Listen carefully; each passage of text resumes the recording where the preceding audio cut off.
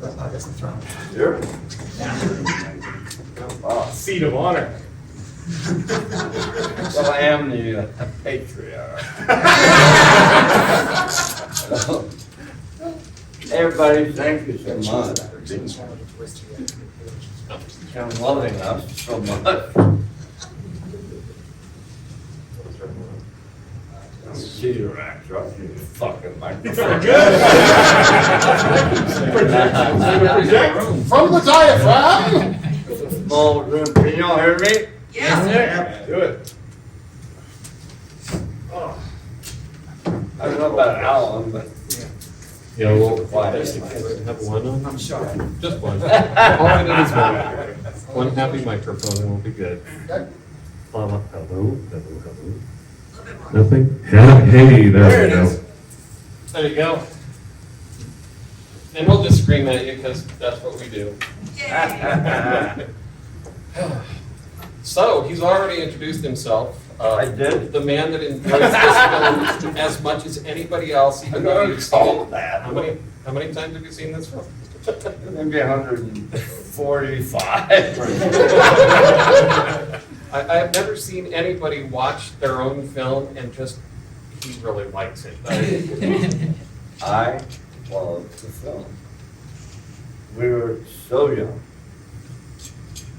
I guess, So would long. you like to do some introductions? Well, I was just filming. You can introduce our guests over here today, since you've been hanging out with them pretty much all weekend. Very jealousy, Only by but accident. right. But first of all, how fucking beautiful does that film still look? How amazing! God, you know, and we forget at times they try to denigrate at various levels, you know, genre films or, you know, these type of films over there. This is fucking high art. When you watch that film, I remember seeing it the last time it was on the big screen, and it just did that sweeping scene from the swing set, and you're just like, my God, this is beautiful fucking art. So thank you for introduce our guests. I'm super Well, excited. we've got John, also known as Grandpa. And we have and this is Jared. And honestly, I mean, how honored can we be to have two pieces of horror history here? Yeah. That film turns 50 next year. I'm glad we're still vertical. Well, And that we're- and- maybe you are. That's well said, well I'm said. kind of watered down in here, but, you know. And the thing is that John was the youngest guy on the set. He was 20 when I was trying to. he was just turning 20. And I was referred to as this 30-year-old disco stew looking dude. You were. No. So there you go. Now I have to get the obvious question out of the way from the film because everybody has to ask it. What happened to the truck driver? As I said, he's still running. He may have made it all the way back to Austin. Yeah. And because again, He actually comes out on the road with us sometimes. He's so very much alive. He's a very well-known person in Austin. Or he was, back when before Austin became all fucked up and got too big. He was in a band called the Conqueror. Yeah, yeah. You know, so he's a musician, and he actually wrote some jingles for a company that I started called the Three Ring Service about 30 years ago. And we did singing telegrams and casino parties, and we even got an elephant for Willie Nelson. I'm losing my voice. Yeah, I am too for some reason. well, you know, because this is a Must be con. this mountain air. That'll do it. Something. This is a con unlike any of the others you're going to find out there. And let me promise you, I tell you this is the truth. Because unlike those other places where, again, you sit for 2 hours just to maybe get a glimpse of someone sitting behind a table, this is the only place in town where you get to hang out and meet these amazing people, interact with them, stars both upcoming and legendary, and you know, here with you, to mingle with you. They're going to be out here. We've been hanging with them. You know, a lot of my legends aren't real. Yeah. But yeah, we'd love to have you, the fans, for this interaction, have some questions. We would love to field anything. Does anyone have any questions for our guests right now? Yes. Yeah, I got a question. Absolutely. During production, could you guys tell that it was going to become like a cornerstone flagship horror movie? And as the decades have gone by and appreciation has only grown, what's that been like? Like, how does that feel? Well, For me, no. I honestly thought it was going to be a turkey. In the 70s, that was a phrase. In fact, Toby called me in to see some of the rushes one night, and he said, Alan, how do you think I can improve the movie? And I said, have the scenes facing away from the screen. He didn't like that. He never called me back in. But honestly, I think what happened to the movie is that in the editing, they changed the name. Saved it. The working name, I think, was Head Cheese or Leatherface. yeah, head cheese was, the Yeah. first script I got said head cheese. And then they changed it to the Texas Chainsaw Massacre. And they tightened it up, and the editing and the sound effects. And I saw it at what was now the Alamo Draft House, but back then it was the Village 4. And I saw just the coming attractions. When I saw myself for the first time, I ran out of the theater screaming. And stupidly, I took my son, who was 5, to just see his dad. And that's 50 years ago. He was still a therapist. I've known you for 50 years and you never fucking told me that. Holy shit. You learn something new every day. Oh, yeah, every day you don't learn something. We're like a modern day Cheech and Chong guy. Question there in the back, far back, yes. How do you feel about all the remakes? Do you have a favorite? Can you hear me? Yes. Actually, the only one that I'm not in that I've seen is the second one. No, wait a minute. The only one did I say that right? The only one I have seen that I'm not in is the second one. Okay. And I'm in the first one, the fourth one, and the sixth one.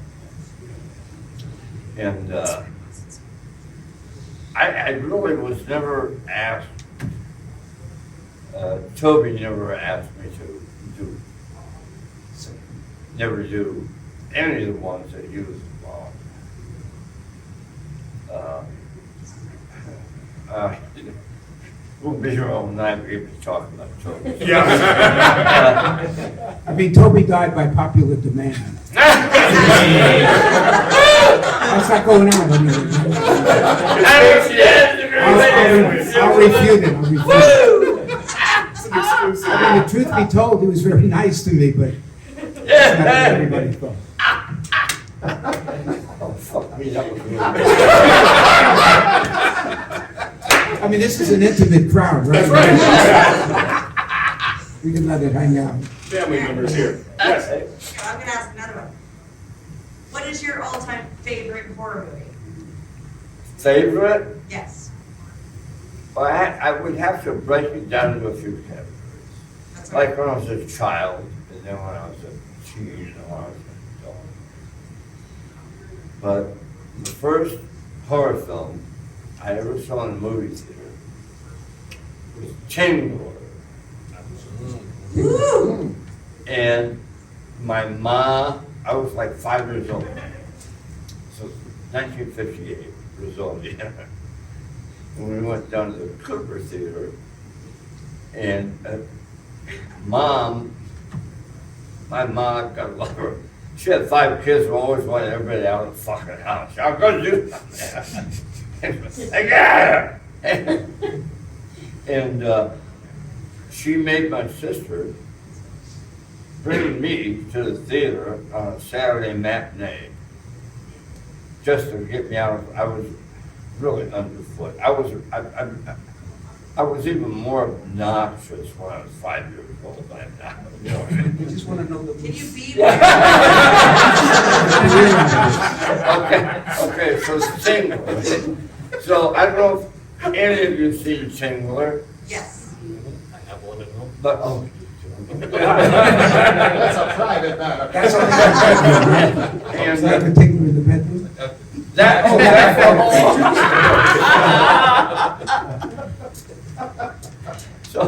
on. Come on, you're great, pal. So, of course, my sister was like, so I was like 5 and she must have been 11. In conclusion, And so she runs into all these girlfriends of hers in the lobby and dishes me. So I am alone in a full movie theater watching Tingler 5 years ago. And there is a scene in Tingler where the Tingler gets loose in a fucking movie theater. I have never been so frightened in my fucking life. I was like,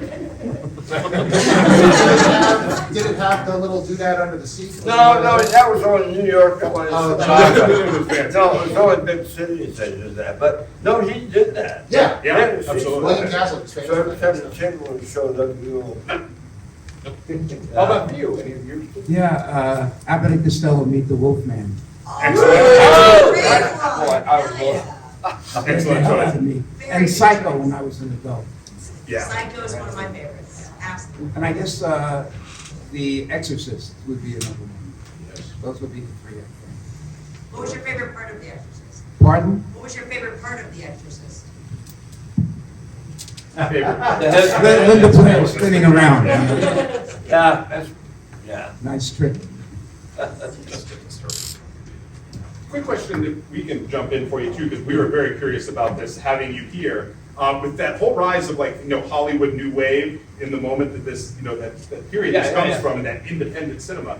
We were once talking to Pam Grier, and she mentioned that the best times in her life were those early days of guerrilla filmmaking, yeah. when you would jump in a fucking van and just take all your shit, have no permits of any sort, Nothing. and No just permits. pull into an intersection, Guerrilla jump out and start filmmaking. film. Tell us about what it was like to be in that and to do Awful. It was fucking terrible. No, it really was, but that's fine. I don't, I'm sorry, but me. It was awful. But I was 20 years old. Yeah.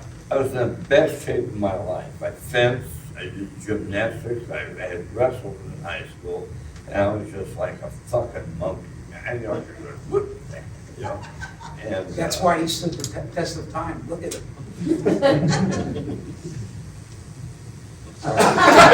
I couldn't resist. What the hell was I talking about? Anyone else have one? So I know, I really, it was marvelous in retrospect. Yeah. But at the time, it was really, really, really, really difficult.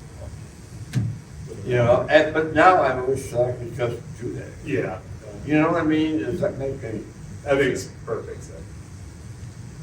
Brett, did you have one here? Yes, so I know there were a couple comments about Toby, fine, but what I wanted to know was, how do you feel he directed you as your character? Was it more him directing you to bring what you brought to the screen, or do you think you did a lot of it on your own? I think for me, I did a lot of it on my own. Toby, I think he knew what he wanted in terms of how he set the shots up. He kept us apart from the family. I didn't get to know Gunnar until after the movie. Actually, I didn't even know him until after he killed me. Because, I had myself That's kinda blindfolded, weird. for my death scene. I think I mentioned that. Can I do like a quote? I didn't know him until he killed me. Put it on my face. There's a lot of quotes coming out of this tonight. Yes, I love it. So after she jumps through the window, what do you think everyone in the house was doing in the 15 seconds before they finally started chasing her? Freaking out, I would think. Pretty much. Some fighting going on, arguing, I'm guessing. Over here. One of my favorite, I think one of the things that makes the movie so scary to me is just the lack of context. Because you're just looking for all the weird little nuggets of information about why this family is the way that they are. And I just wonder, is that something that you ever talked about? Was there more to it that got cut out, or was it always meant to be that kind of start? Well, it's a tough one, but I happen to be Kim Henkel's brother-in-law. He was married to my sister. And he pretty much wrote the movie. He wrote the screenplay, and he wrote on the fly. He was always in the corner, in a chair, legal pad, and a pencil. And he'd rip up a sheet and hand it to somebody. You know, and Toby, as Allen said, Toby was really focused on the filmmaking aspect of it. The lighting, the composition, the more text. It's a beautifully shot movie. It really. And when you think about it, the budget was like $40,000. That's what's the yeah. It was actually, it was 85,000. Then, I know this whole fucking thing, give me a second. We started out with 85 grand. Ran out. They rustled up 50 more grand thanks to, what was his name? You said it all that, man. Anyway, so we picked up another 50. So we finished principal photography at $135,000. And then another 100 grand in post-production, so it's a $235,000 film. Did you get a piece of it, man? I didn't. You did, dirty bastard. Can you say that again in English? Any other questions? Yes, right there in the back. Who was the hardest to work with on set? The hardest what? Person to work with on set? Probably have to be Franklin. Toby? What was that? No, probably Franklin. You know, Oh, because he was in this character one. the whole he was- Oh, he never So dropped character. everybody hated him. You know what? I did not hate him. I did. Even though he was in a wheelchair, I said, I can't help it. And speaking of that, getting back to Kim Henkel, who wrote the film, essentially, he is the first screenwriter, I think. You can do some backup history on it, but I'm going to say that he's the first screenwriter to ever write a part of a handicapped person you can't fucking stand. Hey, really, it's so funny. You know, because we've all known those people, they're supposed to be really nice to me, but it's kind of fucked up, and they're really fucking irritating. I just thought it was genius as far as I was. Sorry, anyone else? To make a long story longer. I'm not as bad as Cherry. Okay. Cherry's not. You're in the running.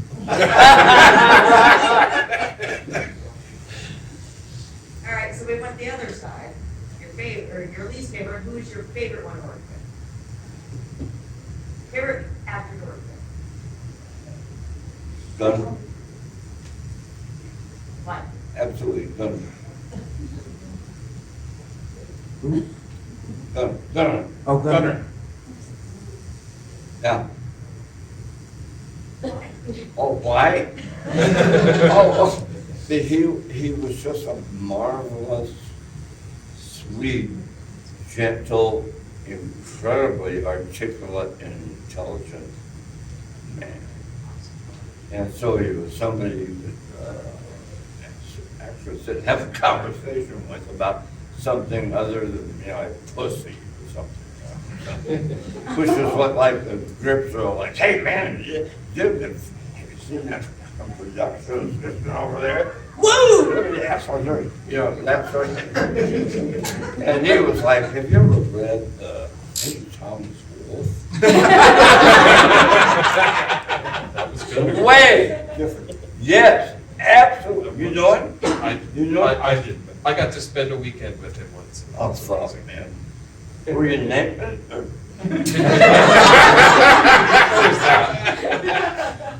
Ryan quoted as, "Can you look at the ass on Tom's Actually, for me, it was that Neil. Yeah. And Oh, actually- yeah, and we're still all friends. I'm sorry. Hello? I'm gonna drop the mic. Because Ed actually, when I had my entertainment company, Ed actually worked for me, and I got a request for, I forget the name of the guy that did, whatever, I won't even get. But anyway, he was a real talented guy, a very funny guy, and we had a lot of fun during takes. We'd sit in the van, you know, and talk about stuff. That's great. I think we're coming on very short, so one last question we could get for our audience. Make it a good one. Fantastic question to close us out. You know, before we take the question, I'm going to make one comment that I thought was really interesting. The other night, we watched a screening of Chainsaw, and they were around for it. And I don't remember what the scene was, but they had the subtitles on. And both of you said, I don't remember that line from the No, movie. no. Well, the sound quality on some of the prints was really. Yeah. Uh, But that was just so interesting, because I know you guys have seen this film Yeah. hundreds of times. Well, You're we like, both I said don't remember that. Yeah, I heard that I'm line starting to before. like the movie, actually. What? I said I'm starting to like the movie. Only took 50 years, brother. One more question? Yeah, it's one more as we begin to wrap up. How was your experience in Denver then? The best. Denver? Yeah, it's been great. Everybody's been terrific, and the fans are great, and I couldn't have asked for a better time, honestly. Will you both come back next year for the 50th? I hope so. I hope you call us back. That would be You know, great. the only, I do, you know, I live in Tennessee, and I really do, most of the personal appearances I do are in the northeast, southeast, and deep south. And occasionally I get across the Mississippi River, St. Louis, Austin, Texas, Dallas. And that's pretty much it. Oh, and I've done Tucson, Arizona. But it dawned on me, I was telling my wife this on the phone last night. It dawned on me that people out here, out west, are way nicer than people back east. No, I'm not serious. Yeah. I'm serious, Brad. Well, you know, everybody back east has a chip on their shoulder about some motherfucker. And I piss everybody. I still like it. I've never met a person that pissed off. But, you know. Well, not only did you promise Except to for come back, Alan loves me. not only did you promise to come back to us, could you promise to also make this a two-man show on tour? Because you know what? Forget Steve Martin and Martin Short. This is what I'm paying to see. Consistent at Red Rock. Everyone, any last question? I think we're, I'm sorry, last one? There was another one? There was somebody wanted to. Oh. Uh-oh. We're doing that. Yeah. Brett's got the last Oh, one. Brett. I don't wanna, I don't know. No, you're good. Take it. Oh, I think, No, go back here. Somebody- There was nobody. okay. How do you take your coffee? Black and strong. Cream and sugar. Done. Everybody. Thank you very much, guys. Thank you for coming to this. Please, come. Thank you so much. And a big shout out to the fans, because you guys are the bomb. Thank you. We want to thank you for keeping us alive for 50 fucking years. You guys coming down here? How big want me to picture of everybody? All right, folks, we are going to have to ask everyone to clear the room for a little bit. Rocky Horror needs to set up, and then once that is ready.